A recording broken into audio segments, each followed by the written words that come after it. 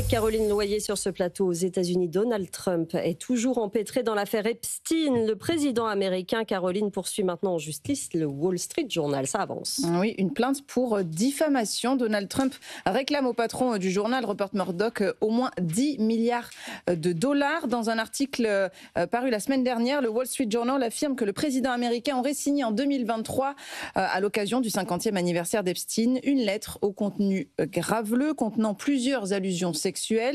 Dans ce courrier figurait également un dessin de femme nue avec la signature de Donald Trump dans l'entrejambe. Le concerné dénonce des accusations mensongères et malveillantes publiées par un torchon. Réponse du journal: nous avons toute confiance dans la rigueur et l'exactitude de nos informations et nous nous défendrons vigoureusement. C'est le dernier développement d'une affaire qui ne cesse de prendre de l'ampleur et qui colle au président américain. Effectivement, et d'ailleurs pour plusieurs commentateurs, Donald Trump, en poursuivant l'un des plus célèbres journaux du pays pour une somme astronomique, tente simplement de faire diversion.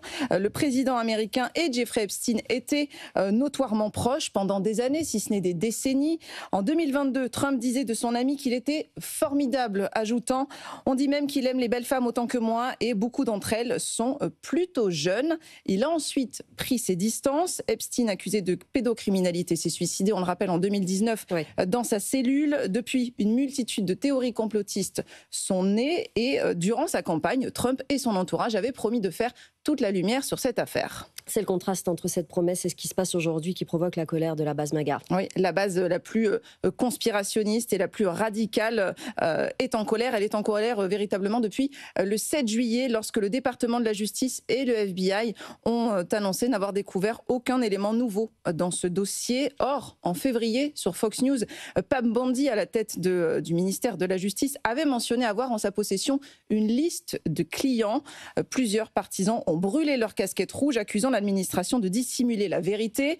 La grande majorité des Américains ne passent pas leur temps à se demander ce qui est arrivé à Epstein. Il s'agit avant tout d'un problème interne au MAGA. C'est ce que souligne le directeur d'un célèbre organisme de sondage. En réponse à ses partisans qui l'accusent de vouloir étouffer cette polémique, Trump a finalement demandé la publication de documents relatifs à la mise en examen d'Epstein pour trafic sexuel de mineurs. Donald Trump peut-il parvenir à éteindre cet incendie? Alors en tout cas, Sandra, c'est ce qu'il essaie de faire. Chose plutôt rare pour Donald Trump. Il a complètement perdu la maîtrise de son récit. On l'a vu en colère ces derniers jours, s'en prenant à certains de ses supporters directement. Il lui faut mettre un terme à cette crise de confiance. Les élections de mi-mandat arrivent vite. Selon un récent sondage CBS YouGov, 75% des Américains désapprouvent la manière dont l'administration gère ce dossier et 62% des républicains estiment que le gouvernement fédéral dissimule des informations sur les clients d'Epstein. Alors pour le Washington Post, Trump a survécu à de nombreux scandales, mais cette affaire constitue un nouveau test, un test sérieux après seulement 6 mois de présidence. Sortira-t-il renforcé ou fragilisé? Les jours, les semaines à venir nous le diront. On n'est pas à l'abri d'un nouveau rebondissement. Merci beaucoup, Caroline Loyer.